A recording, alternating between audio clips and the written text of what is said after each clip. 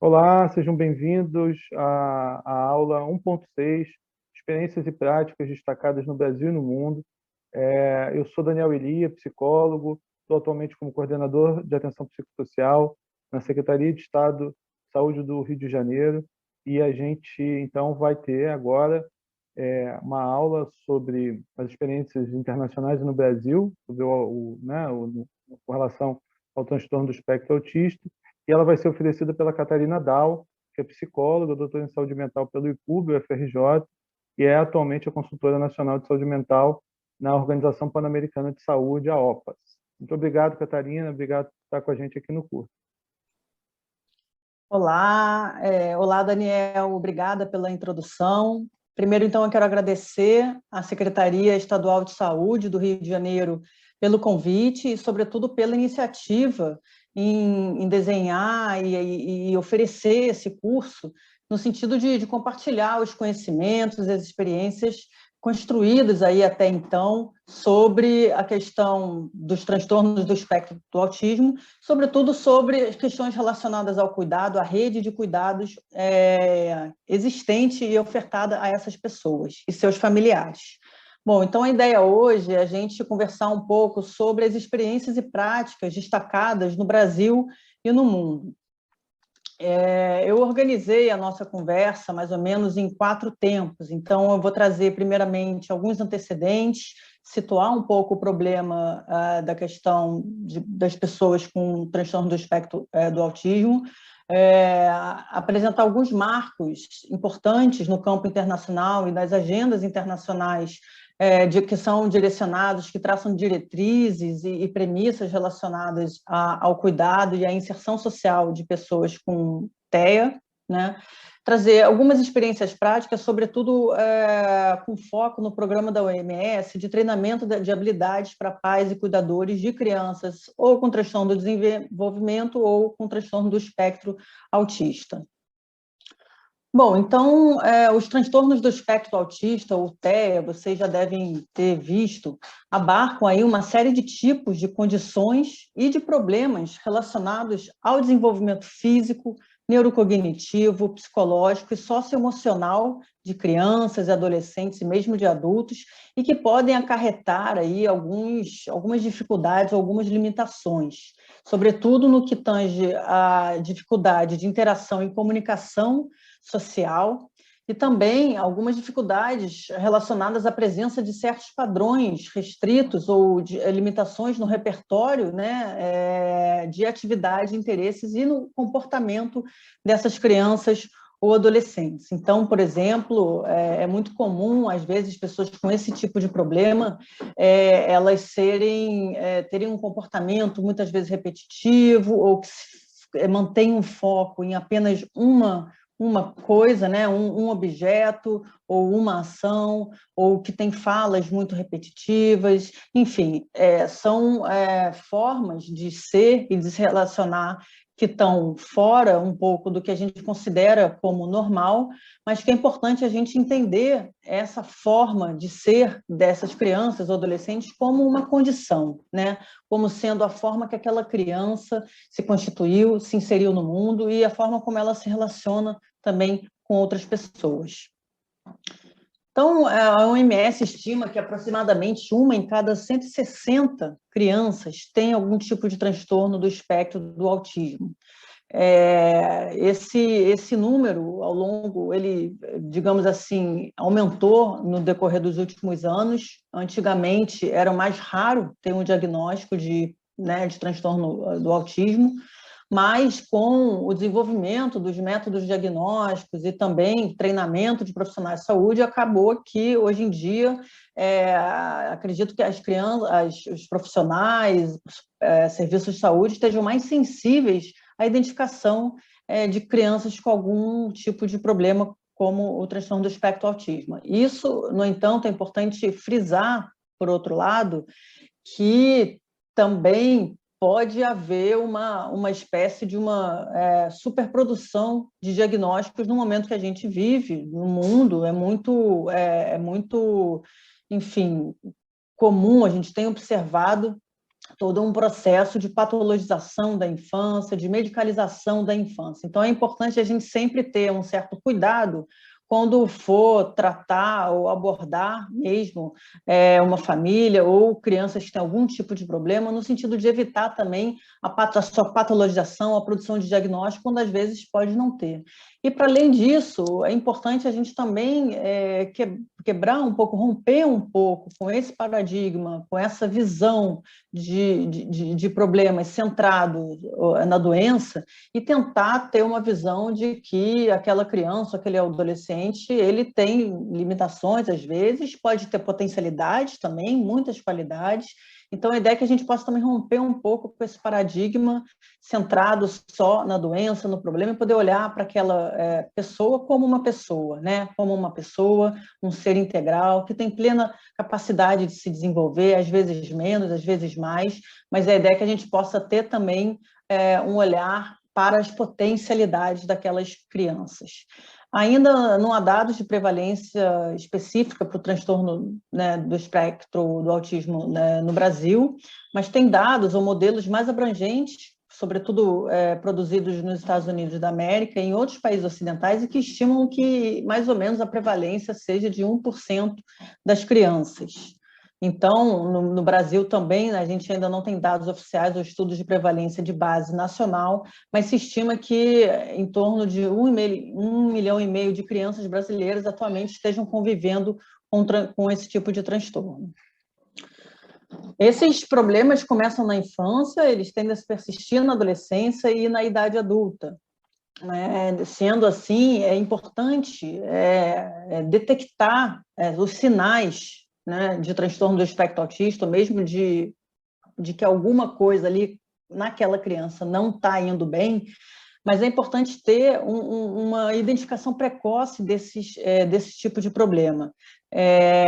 No entanto, a gente sabe que a ideia não é produzir diagnósticos em crianças, é importante ter também essa análise crítica de que as crianças ainda estão em processo de desenvolvimento e, às vezes, um diagnóstico pode fixar ou cristalizar aquela criança ali numa posição de que algo de patológico está acontecendo com ela. Então, é importante também ter a detecção precoce, ter o reconhecimento precoce desse tipo de problema, mas também entender os efeitos que um diagnóstico pode ter numa criança, sobretudo de estigmatização, de rotulação daquela criança. Esse tipo de problema, ele causa alguns impactos, sobretudo impactos relacionados à autonomia e à independência das pessoas. Então, e a gente entende que tem um amplo espectro de variedades, de variações, né, de pessoas que têm esse tipo de problema e que, portanto, eles podem ter impactos, enfim, mais ou menos nocivos. As pessoas podem, às vezes, viver de uma forma totalmente independente em relação às suas atividades da vida diária, a tomada de decisão da própria vida, como também podem ter problemas ou limitações mais graves e que requerem e que tornam aquela criança ou adolescente mais dependente dos seus familiares ou cuidadores e, portanto, requerem de cuidados mais intensivos e de apoio sistemático ao longo de toda a vida. Eu vou apresentar agora alguns marcos importantes no campo tanto dos direitos humanos quanto da saúde mental, né, e nas agendas internacionais que estão relacionadas ao cuidado e à proteção de crianças e adolescentes e pessoas com problemas do espectro autista. O primeiro deles é a Convenção Internacional sobre os Direitos das Crianças, de 1989, que foi traduzida aqui no Brasil pelo Estatuto da Criança e do Adolescente, a Lei 8.069, em 1990.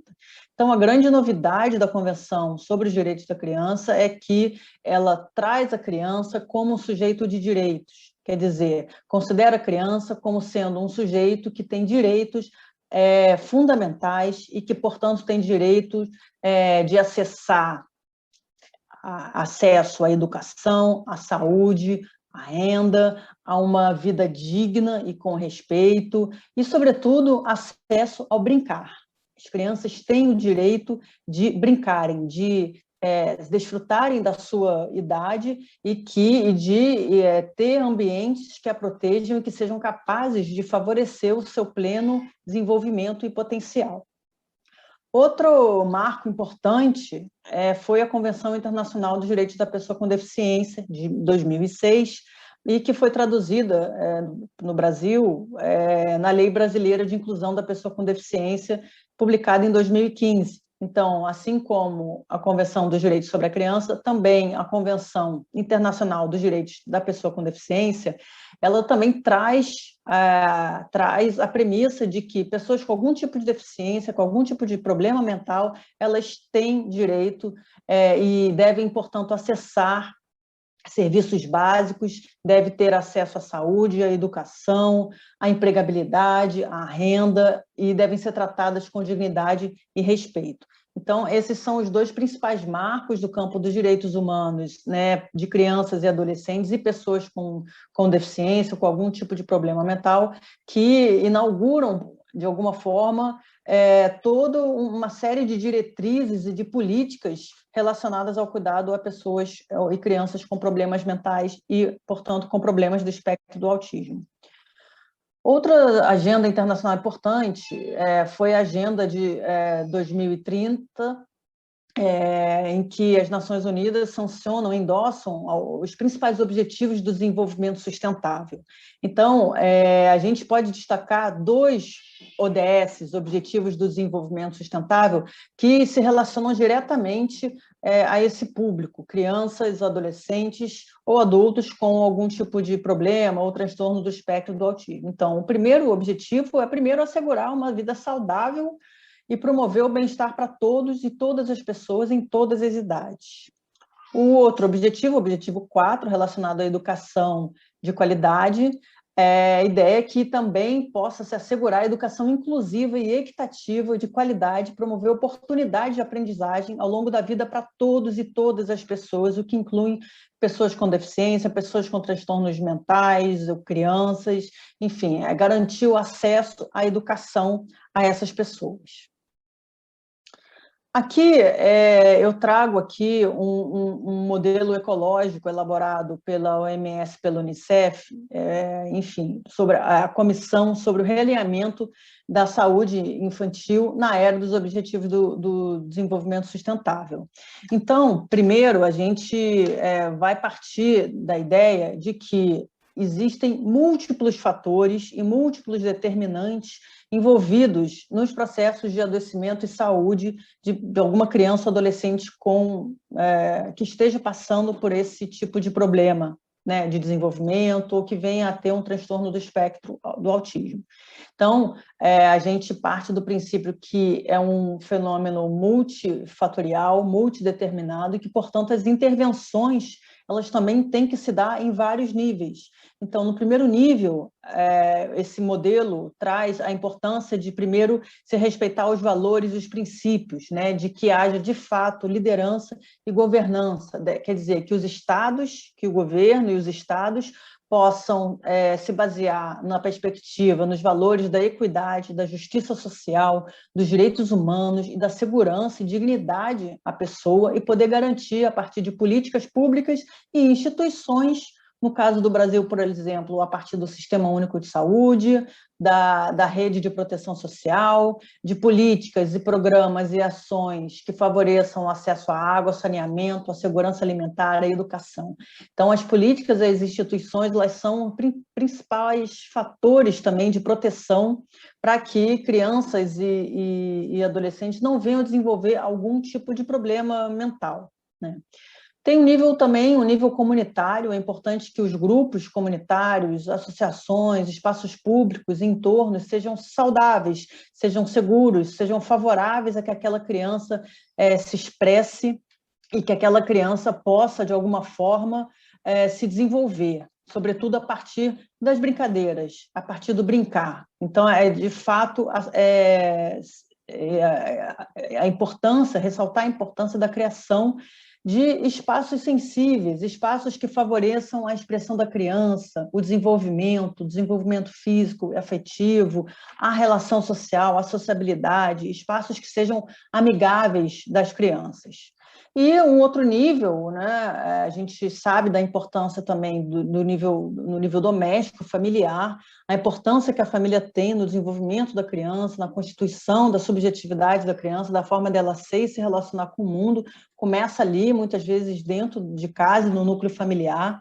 Então, a importância também de se ter ambientes familiares que sejam acolhedores, em que os laços estejam fortalecidos, que não haja conflitos ou problemas relacionados à violência, e também a importância da nutrição, quer dizer, da alimentação como um importante fator de proteção para que as pessoas, para que as crianças não desenvolvam nenhum tipo de problema mental ou transtorno do espectro autismo, no nosso caso. Aqui, ainda falando um pouco das agendas internacionais, eu trago aqui o Plano de Ação de Saúde Mental da OMS, é um plano que foi publicado em 2013 e ele vai até 2020, mas ele está, no momento, passando por um processo de atualização para que seja alinhado até, junto com os Objetivos do Desenvolvimento Sustentável, sejam alinhados até o ano de 2030. E trago também uma resolução da OMS, que foi uma declaração, uma resolução que foi apresentada na Assembleia Mundial de Saúde, em 2014, em que traz medidas integrais e coordenadas para o manejo de transtornos do espectro autista. Então, os principais elementos que esses dois documentos trazem e que as diretrizes que eles trazem para as intervenções para pessoas com transtorno do espectro autista, é que essas intervenções, primeiro, elas precisam ser acompanhadas por ações amplas, ações que vão atacar justamente aqueles determinantes sociais da saúde mental, como eu falei, por exemplo, questões sociodemográficas, acesso à água, acesso a um ambiente que não seja conflituoso, a um ambiente que fortaleça e que seja um ambiente que favoreça o pleno desenvolvimento da criança. Então, a ideia é que sejam ações amplas, coordenadas, integradas, para tornar os ambientes físicos, sociais e de atitude mais acessíveis, inclusive, e de apoio àquelas crianças. Outros elementos também que esses documentos trazem são, primeiro, a liderança e a governança. A importância de se ter liderança e de que os Estados-membros, os países, eles possam formular políticas públicas voltadas para esse público, voltadas para crianças e adolescentes, políticas públicas que sejam baseadas nos princípios da justiça social, dos direitos humanos e, sobretudo, que orientem e deem diretrizes para que os serviços de saúde, de assistência social, funcionem de forma abrangente, integrada, e que eles funcionem de uma forma que seja baseada na comunidade. Quer dizer, que os serviços possam funcionar e serem ofertados no ponto mais próximo onde aquela pessoa vive. Outras estratégias ressaltadas por esses documentos são justamente as estratégias de promoção da saúde e prevenção de deficiências, de problemas mentais, enfim, ao longo de toda a vida. Então, aí envolvem também estratégias, por exemplo, de saúde da mulher, de saúde materno-infantil, por exemplo, uma gestante que faça um bom programa de prevenção, enfim, de gestacional. É importante que essa gestante tenha acesso ao serviço de saúde, tenha acesso à alimentação, à água, a uma vida digna, que isso também vai trazer efeitos para aquela criança, que é importante que aquela criança também tenha acesso à alimentação, por exemplo, seja na escola, seja dentro de casa. Enfim, são programas de promoção e de prevenção que são muito importantes justamente para fortalecer, para diminuir aqueles fatores de risco mencionados, como violências, desastres, emergências, como, por exemplo, o momento que a gente está vivendo hoje relacionado à Covid-19. A gente sabe que a suspensão das escolas, o convívio, super convívio familiar, enfim, o rompimento, às vezes perdas também dos laços familiares ou de pessoas próximas, todos esses fatores, eles estão produzem efeitos na vida de crianças e adolescentes. Então, essas estratégias são estratégias para mitigar, para reduzir esses danos, esses fatores de risco. Outro ponto importante é a questão do fortalecimento dos sistemas de informação, dos dados científicos e de pesquisas. É importantíssimo que a gente produza informação para informar os gestores. Quer dizer, que tenham estudos de prevalência, que tenham estudos relacionados às condições sociodemográficas, enfim, sociais, e as condições de vida de crianças com esse tipo de problema, crianças e famílias. Então, a ideia do fortalecimento dos sistemas de informação, de dados científicos, de pesquisa, é fundamental para informar as políticas públicas, a gestão, para informar, para desenhar intervenções que sejam efetivas, custo-efetivas e que tenham, de fato, um efeito positivo na vida daquelas pessoas. Algumas premissas aí, medidas prioritárias, que eu também gostaria de destacar em relação às experiências e às práticas. A gente precisa partir de algumas premissas. Primeiro, premissas que vão informar qualquer resposta às pessoas com um transtorno do espectro do autismo. Então, é importante que as respostas, as intervenções, o tratamento, primeiro, sejam baseados nos princípios e critérios transversais do acesso universal e da cobertura de serviços, sejam baseadas nos direitos humanos e que considerem todo o ciclo de vida e toda a família também. Então, a gente, por exemplo, é importante garantir o acesso a essas crianças no Sistema Único de Saúde, seja em que ponto que aquela criança ou família vá acessar, se for na atenção primária, se for no serviço especializado, se for mesmo no hospital, é importante que os serviços, os profissionais, de alguma forma, estejam sensíveis e qualificados para acolher aquelas crianças e para favorecer o acesso dela ao tratamento, ao cuidado. Outra premissa importantíssima é a questão da intersetorialidade. A gente entende que, sobretudo para crianças e adolescentes, a intersetorialidade deve ser um ponto de partida para o cuidado, para a proteção, para a segurança dessas crianças. Então, necessariamente, é importante que serviços de saúde, escolas, serviços da assistência social, serviços do campo da rede de proteção, de justiça e direitos, é importante que esses serviços conversem, que eles, de alguma forma, possam trabalhar de uma forma colaborativa, integrada, porque os problemas de crianças e adolescentes, sobretudo crianças com algum tipo de problema do espectro autista, por exemplo, elas precisam de ter variadas intervenções e de campos de setores diferentes da educação, acessar a educação, acessar os serviços de saúde, para que elas possam se desenvolver e que elas possam, de alguma forma, acessar seus direitos básicos. E uma outra premissa, a questão do empoderamento, do fortalecimento das pessoas afetadas e das suas famílias.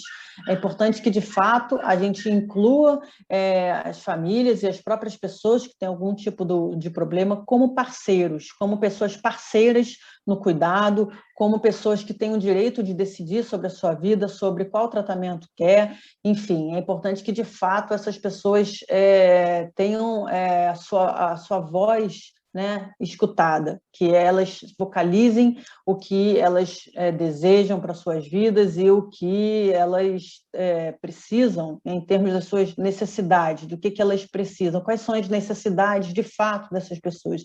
É importante que a gente, como profissional da saúde, que os serviços partem dessa premissa, de que as pessoas sabem sobre si, têm um saber sobre si, têm interesses, têm desejos e que esses interesses, desejos, experiências sejam, de fato, escutadas e que elas possam ser fortalecidas nesse processo. Então, a ideia de que também é muito comum a gente ofertar um tratamento, muitas vezes, que infantilize ou mesmo a criança, ou mesmo as famílias.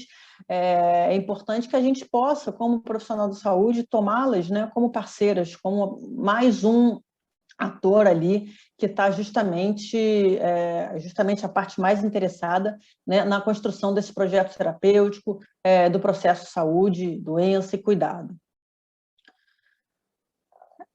Eu queria trazer alguns elementos para a gente pensar, então, na questão da provisão de serviços. A gente sabe que existe uma escassez importante de recursos humanos qualificados, especialmente na atenção primária à saúde, que existe uma escassez importante de profissionais especializados e que essa é uma das principais barreiras para o aumento da cobertura e da provisão de serviços para crianças com TEA e outros transtornos do desenvolvimento. Apenas 1% de todos os profissionais da saúde no mundo, eles trabalham na área da saúde mental. Então, somente 1%, somente dentro dos profissionais de saúde, tem algum tipo de especialização na área da saúde mental. Isso faz com que exista uma lacuna de cuidado grande, quer dizer, de um lado a gente tem uma grande procura pelos serviços e, para o outro, a gente tem uma escassez de recursos humanos. Isso gera um desequilíbrio que faz com que exista uma lacuna de cuidados. E os profissionais especializados, eles não são suficientes para tratar de todas as pessoas que necessitam de algum tipo de cuidado. Então, desde 2008, a OMS lançou um programa chamado para redução das lacunas de cuidado, o MAGE Gap. Ele é um programa, foi lançado em 2008 para ampliar os cuidados a pessoas com problemas mentais, neurológicos ou uso de substâncias, onde se incluem justamente também cuidados a crianças e adolescentes com algum tipo de problema mental. O MAGE Gap, ele é dividido em módulos e tem um módulo específico, né? O manual do MAGE Gap, ele tem um módulo específico sobre transtornos mentais e comportamentais em crianças e adolescentes. Ele é um manual utilizado justamente para qualificar profissionais não especializados, quer dizer, profissionais que atuam na atenção primária à saúde, sobretudo para qualificá-los, para treinar, para capacitá-los no que tange a avaliação, a identificação e manejo de pessoas com problemas do espectro autista, por exemplo. Então, basicamente, parte da ideia de que a avaliação ela deve ser feita de uma forma multidimensional, considerar todas as dimensões, as esferas da vida cotidiana daquela criança, da existência daquela criança, enfim, tanto a história dela, quanto o que ela está conseguindo expressar e como ela está conseguindo se comunicar, a forma como ela se coloca e se relaciona no mundo, interage, a forma como ela sofre. Isso tudo deve ser levado em consideração numa avaliação.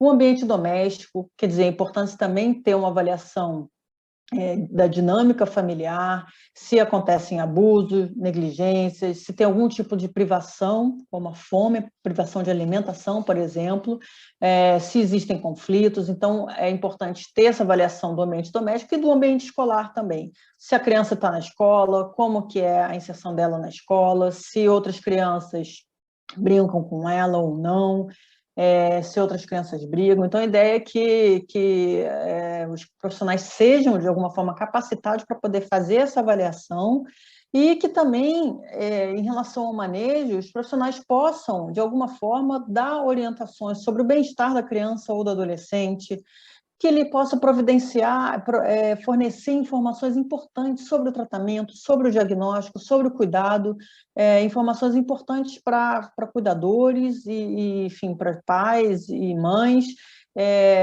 informações que, de fato, possam fazer com que aquela família tenha elementos e ferramentas para poder escolher o tratamento, para poder acessar o melhor tratamento para aquela criança, por exemplo.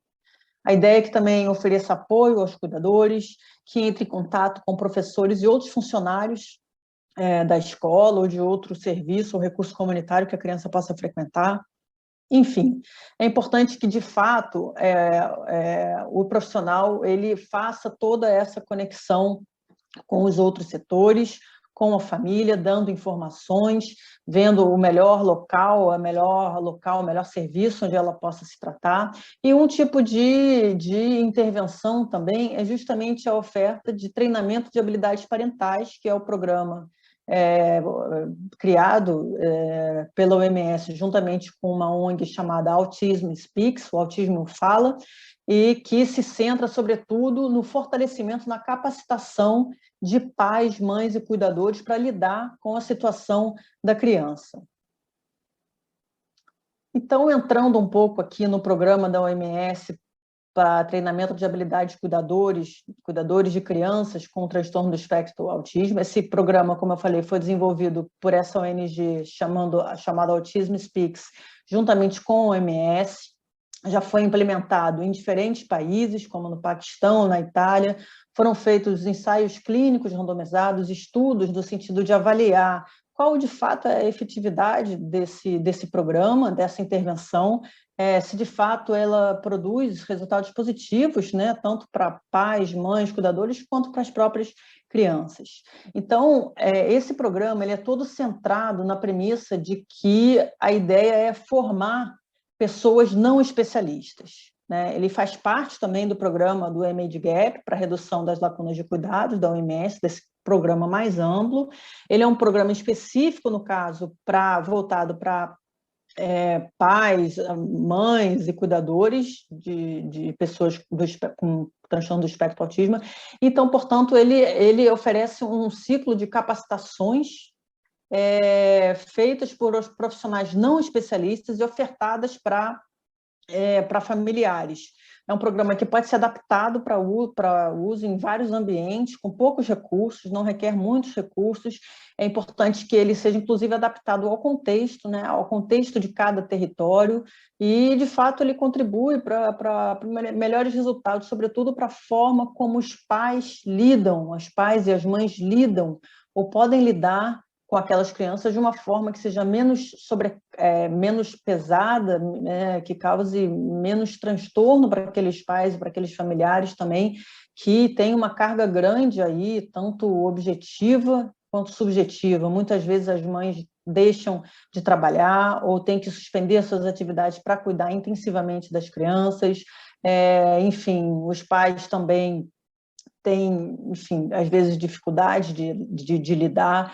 Então, é um programa focado para esse público. E a ideia é que ele possa ser acessível, e gratuito, né, para todas as pessoas.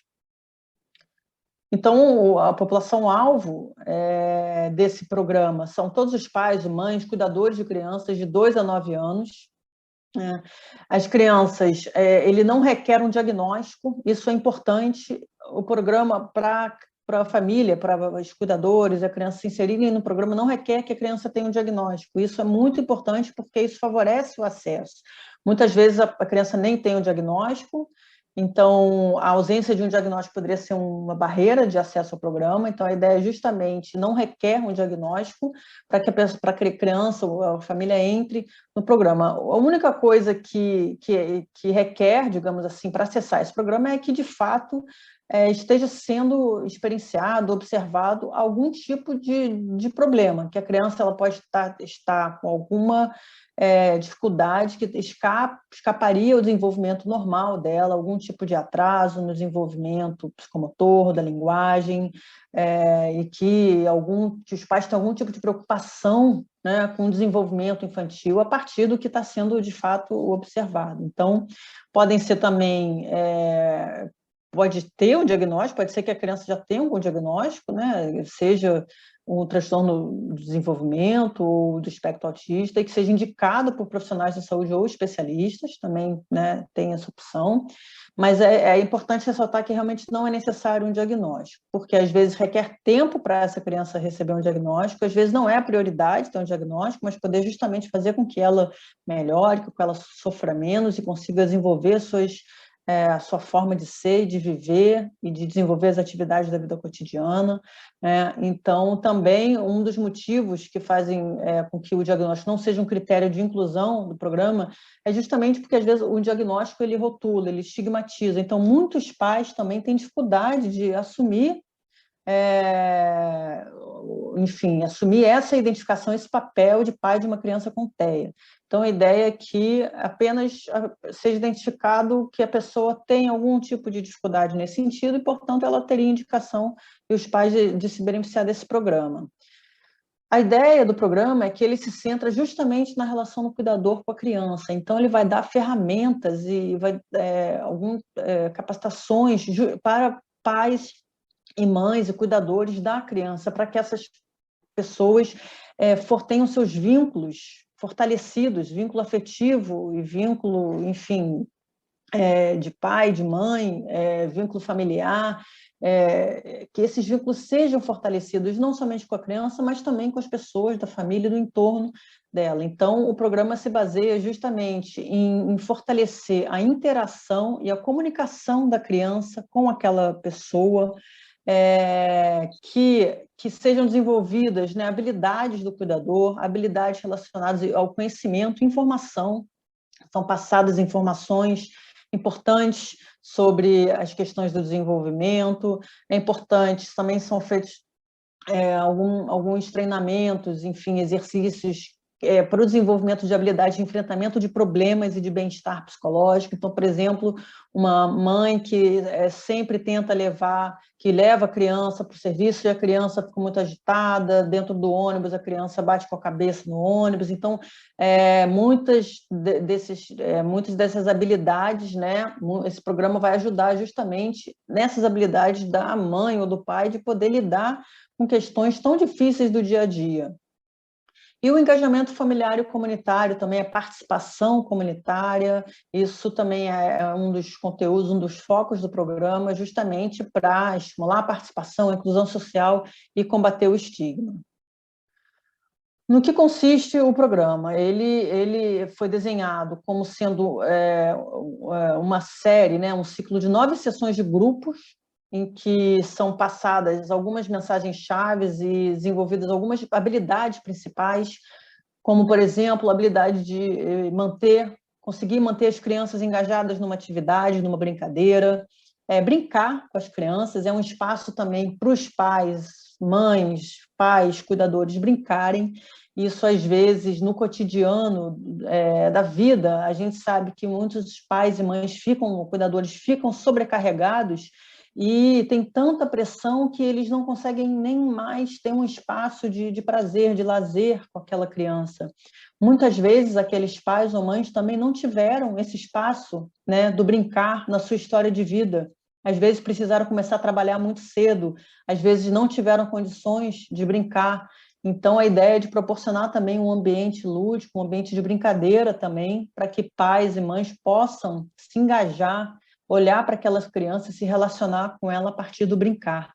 Quer dizer, a partir do brincar, eles podem reconhecer os sinais, podem estabelecer processos de comunicação com aquela criança, às vezes comunicação não verbal mesmo, né? Muitas crianças ou adolescentes com TEA têm dificuldades de estabelecer a comunicação verbal, mas tem outros elementos, sobretudo da linguagem não verbal, em que é possível estabelecer uma comunicação. Então, o programa ele vai se focar nisso também, ensinando essas novas habilidades, sobretudo também questões relacionadas à resolução de problemas e com foco no autocuidado do próprio familiar.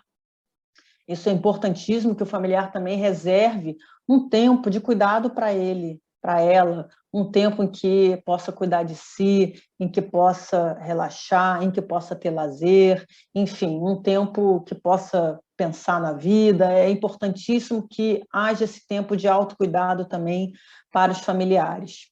Enfim, é todo um programa também focado na questão da promoção do bem-estar e do próprio cuidado do cuidador. Então, são 9 sessões em grupos que são trabalhadas essas mensagens e habilidades principais, e depois são feitas 3 visitas domiciliares, em que, em que a própria intervenção ela pode ser adaptada às necessidades e às questões da criança e da família. E depois tem alguns módulos opcionais também. Então, o programa ele foi já testado em diferentes cidades, em diferentes países, no Paquistão, na Itália, na China, e também ele está sendo implementado aqui no Brasil. Ele está sendo desenvolvido ainda, né? Foi feito um estudo piloto no município lá em Curitiba. É um projeto de implementação, né, do programa que está sendo implementado com o apoio da ONG Autism Speaks, da OPAS, também desenvolvido pela Universidade Federal do Paraná e pela ONG Eco Project, que de fato está fazendo a coordenação desse projeto, e baseia, sobretudo, no primeiro treinamento, pegando do topo da pirâmide para baixo, no treinamento que eles chamam de treinadores mestre. Então, são um treinamento de 4 instrutores oficiais do programa. Então, a ideia é que tenham 4 instrutores master, né, desse programa do Brasil. Esses 4 instrutores, eles vão, então, treinar pelo menos 20 especialistas, profissionais especialistas, digamos assim, profissionais da saúde mental. E aí vai depender do tamanho da rede, né, do arranjo de cada rede, mas a ideia é que treine mais 20 treinadores, né? Então os treinadores mestres vão treinar mais 20 treinadores, que vão ser multiplicadores, e vão treinar depois 40 facilitadores não especialistas. Quer dizer, pode ser tanto profissionais da saúde, como podem também ser pessoas, trabalhadores de nível técnico da área da saúde. Então, isso, né, a gente vai vendo que esse treinamento ele vai se multiplicando, e a ideia é que possa ter uma capilaridade, que então esses 40 facilitadores vão, então, de fato, começar a implementação do programa junto às famílias. Então, esse é um momento, já foi feito um estudo piloto em 2019, e agora está sendo feito em 2020, devido à pandemia de Covid-19, o programa precisou ser todo adaptado para a modalidade online, o que foi possível e alcançou resultados positivos, mesmo sendo com atividades remotas. E agora a ideia é que esse programa possa ser expandido em nível nacional, a partir de uma parceria que está em processo de constituição, com o Ministério da Saúde, e com a possível implementação de uma linha de cuidado em nível nacional, que tenha como foco a capacitação de profissionais não especialistas para a implementação do programa, justamente para fortalecimento desses laços sociocomunitários, desses laços familiares, e empoderamento das famílias, para que essas famílias possam lidar de uma forma melhor e tenham habilidades e ferramentas para lidar melhor com a criança, com o adolescente que tem algum tipo de problema do espectro autista. Para finalizar, eu queria trazer alguns desafios que, enfim, existem, que a gente observa nesse campo do cuidado, da atenção psicossocial, da proteção de crianças e adolescentes com algum tipo de transtorno do espectro autista, por exemplo. Então, primeiro, o desafio da integração, tanto intrasetorial como intersetorial. Então, começando a integração entre a atenção primária e os serviços comunitários de atenção especializada, os centros de atenção psicossocial. A ideia a gente sabe que existem, às vezes, muita fragmentação, que às vezes, né, os setores ou mesmo os serviços que são muito próximos aos outros não dialogam entre si, né, não conversam, não trabalham de uma forma colaborativa. Então, a ideia é que possa justamente ter processos e mecanismos de trabalho intersetorial, de matriciamento, mecanismo de integração, tanto dentro da saúde quanto com outros setores. Outra questão, e sobretudo em relação ao trabalho junto aos familiares, né, é a questão do estigma. Muitas vezes a gente, como profissional mesmo, a gente rotula, a gente parte do princípio, até da premissa, de que aquela família, muitas vezes ela pode não ter capacidade ou condições, né, de cuidar, ou de conhecer, ou de, enfim, lidar com as questões da infância, da criança e do adolescente, mas a ideia é que a gente possa também superar esse estigma, não só, muitas vezes, o estigma que está em nós como profissionais, mas também o estigma social. Então, às vezes, na forma de falar, na forma da gente se relacionar com as crianças, a gente pode estar infantilizando a criança, ou a gente pode não acreditar, ter uma visão, às vezes, mesmo pessimista, e não acreditar que aquela criança, aquela família tem potencialidades, e que essas potencialidades precisam ser expressadas, desenvolvidas, e que, de fato, as famílias possam serem parceiras dos profissionais da saúde, serem parceiras do cuidado. Na verdade, são elas, as famílias, mães, pais, cuidadores, são as que passam mais tempo com aquelas crianças. Então, na verdade, é importante que a gente tenha muita humildade para trabalhar com essas famílias e, de fato, incorporá-las como um elemento chave no cuidado de crianças e adolescentes. Então, daí a importância também da formação profissional, e aí ressalto novamente aqui a importância dessa iniciativa, desse curso, por exemplo, né? É um curso onde está sendo compartilhados conhecimentos, saberes, enfim, muito importantes para o fortalecimento não só dos profissionais, da qualificação profissional, mas também para a capacitação e qualificação de familiares, né? Porque juntos a gente possa ter essa rede mais fortalecida para o cuidado, para acessar o cuidado, para a inclusão social de crianças e adolescentes com TEA. Outra questão é em relação ao financiamento. A gente vem num movimento de subfinanciamento crônico do Sistema Único de Saúde.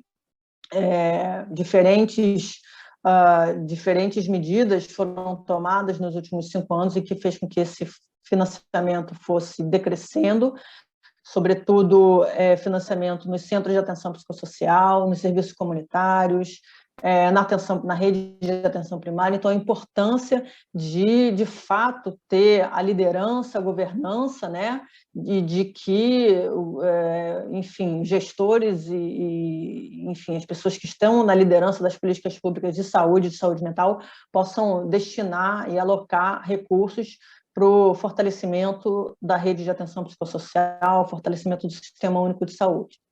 E, como um quinto desafio, eu queria ressaltar, de novo, assim, eu falei de uma outra forma, mas agora falar da importância também de que haja maior horizontalidade entre os saberes. Quer dizer, a gente, né, na saúde mental, existe todo um saber constituído como saber especializado, super especializado, um saber psiquiátrico, psicológico, psicanalítico, e que muitas vezes é um saber que se coloca de uma forma, se apresenta de uma forma muito hermética para os familiares, para usuários, para crianças, para adolescentes. Então, isso de um lado. E de outro, a gente sabe que existe um saber que vem da própria experiência.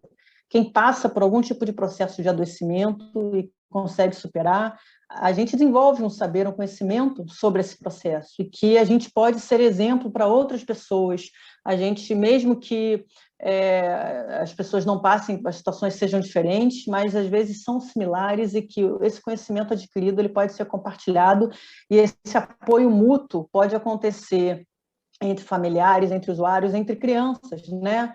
Uma espécie de suporte entre pares, o suporte de pares, a partir da valorização do próprio saber, do conhecimento que advém da experiência. Então, um outro desafio que eu queria ressaltar aqui é a importância de que haja maior integração entre esses saberes, né? Que, de fato, o saber que vem da experiência seja levado em consideração e que esses conhecimentos sejam complementares e que sejam compartilhados e que tenham um objetivo comum, que é o cuidado e a inclusão social de crianças, adolescentes e adultos com algum tipo de problema ou transtorno do espectro do autismo.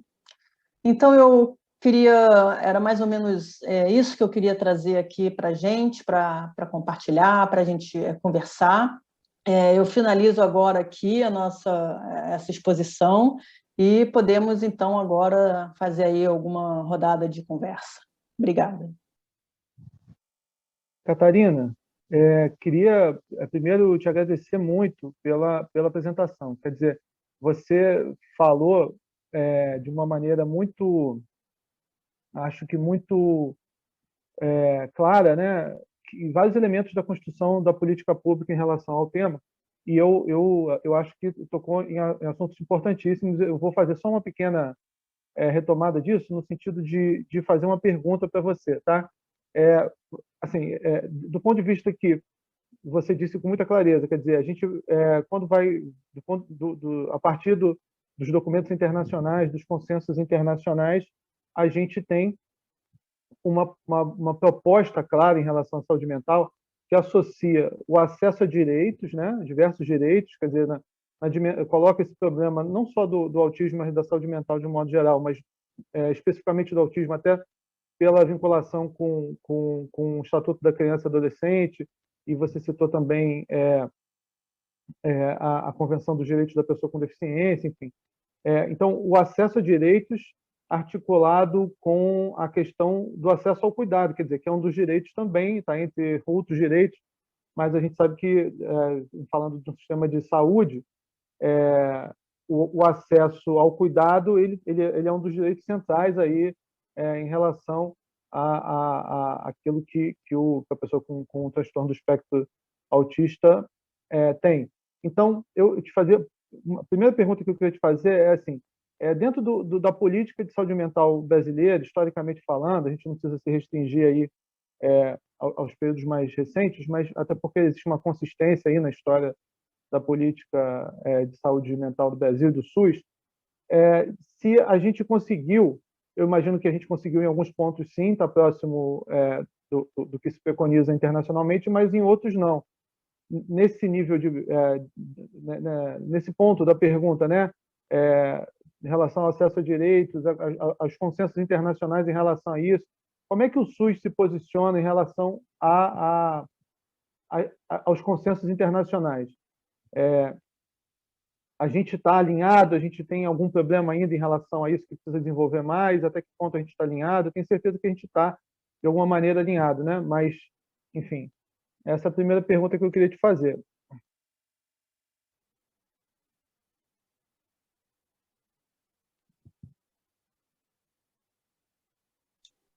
Obrigada, Daniel. É importante a gente tocar nesse assunto, ver como é que esses consensos, esses marcos também reverberam aqui na nossa realidade, né? Então, primeiro, acho que existe um entendimento, inclusive coletivo, de que a Política Nacional de Saúde Mental ela está muito bem fundamentada nesses acordos internacionais, né? Nos princípios, não só acordos, mas sobretudo nos princípios que orientam as políticas, né, a questão da equidade, do acesso universal à saúde e a defesa dos direitos, né, enfim, a partir mesmo da própria Constituição de 1998, Constituição Cidadã, mas depois todo o desenvolvimento a partir do Estatuto da Criança e do Adolescente, que também é uma lei muito sofisticada, é um marco para nós aqui no Brasil, e o SUS, que também é um sistema que está totalmente alinhado aos princípios, né, e diretrizes preconizadas no campo internacional do acesso universal,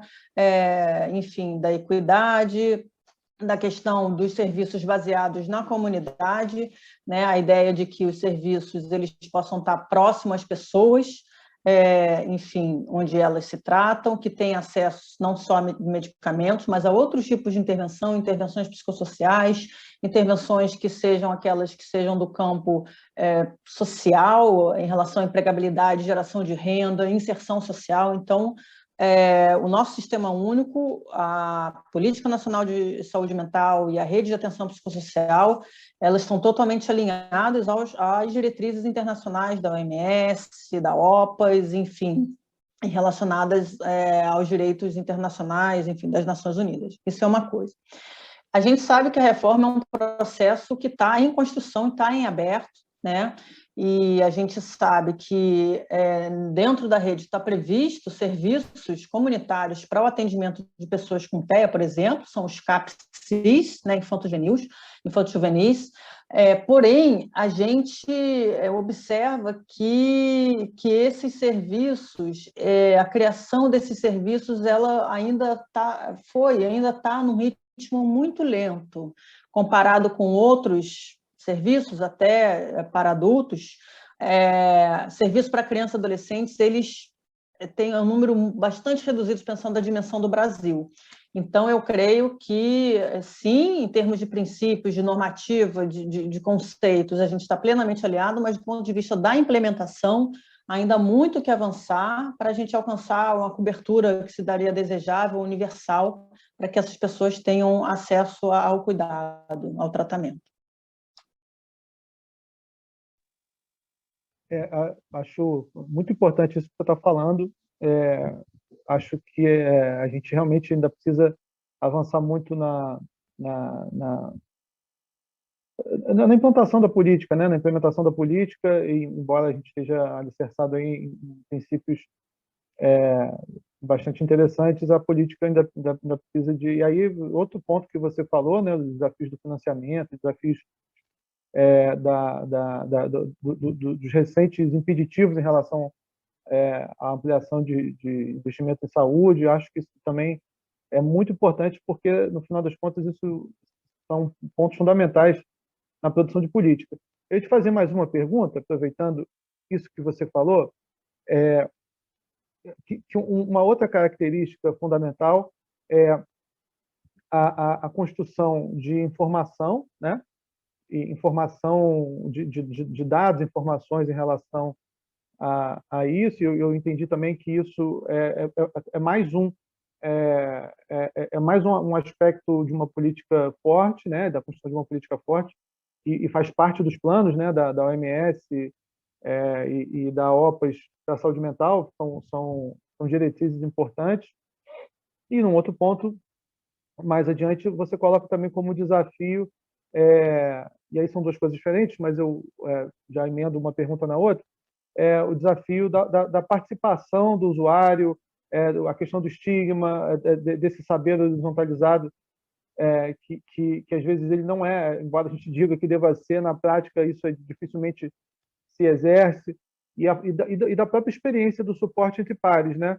Então, se isso também, se esses dois pontos, né, a ampliação dos alicerces aí para que o suporte entre pares e o protagonismo do usuário, isso na prática aconteça de fato, o respeito a saberes múltiplos da experiência façam parte da construção das políticas e do exercício próprio dos serviços.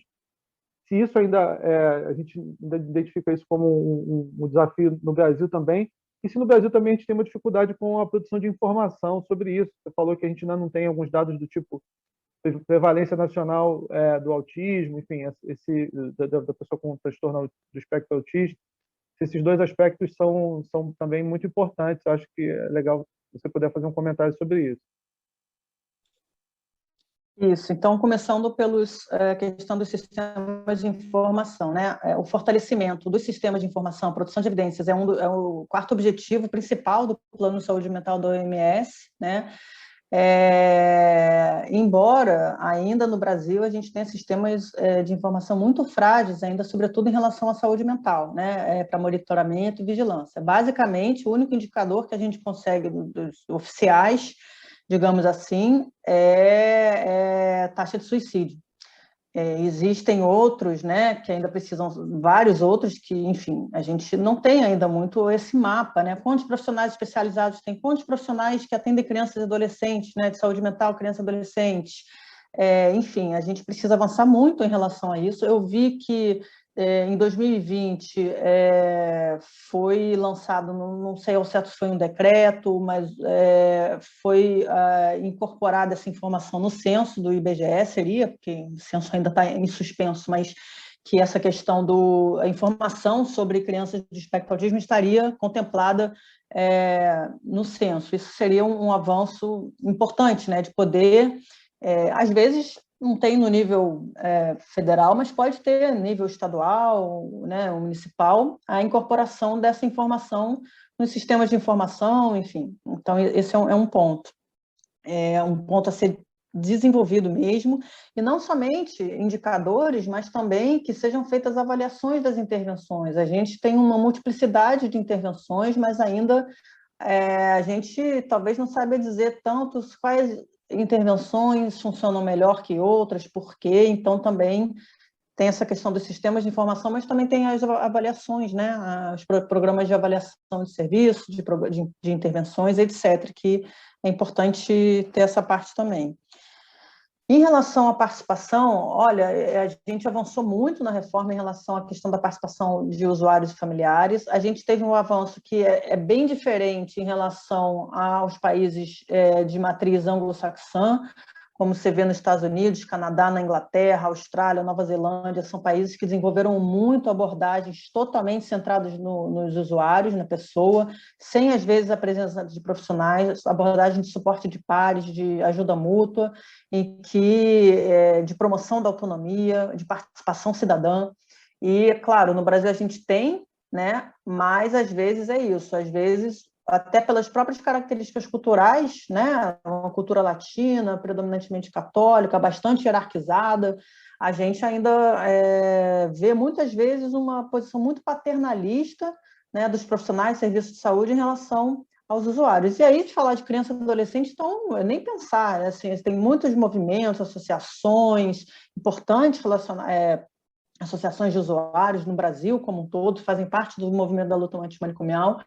Mas se você for ver, de fato, se crianças e adolescentes estão tendo um protagonismo, a participação cidadã na formulação das políticas, no desenho dos serviços, assembleias e tudo, eu acho que poucos serviços, poucos CAPs, eu sei que tem algumas experiências no Brasil, mas que, de fato, tomam a criança e adolescente como parte mesmo desse processo. Eu estava vendo até ontem, um desses documentos teve uma nova consulta das Nações Unidas, fez uma consulta sobre os direitos das crianças, incluiu 709 crianças de 29 países para falarem do que são os seus direitos relacionados à questão da inserção digital.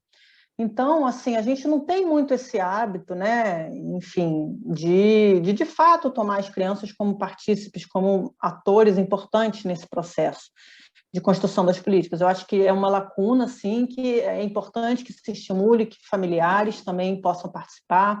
Às vezes também uma visão muito culpabilizante dos familiares, né, e que isso atrapalha o processo, atrapalha a vinculação, atrapalha muito, né, o tratamento, o cuidado. Então, eu acho que a gente precisa melhorar um pouco nesse aspecto. É uma lacuna, assim, ter abordagens de suporte de pares para adolescentes, por exemplo, funciona muito, abordagens nas escolas, por exemplo, né, em que eles têm uma linguagem própria, eles sabem como chegar e se conectar a eles mesmos. Às vezes o adulto não sabe. Então, poder aproveitar essa potência, e eu tenho certeza que a gente tem, enfim, ferramentas, né, como profissionais de saúde, o SUS, enfim, a rede de saúde mental tem muitas ferramentas para potencializar esses processos, seja dentro do serviço, seja nas escolas, na comunidade.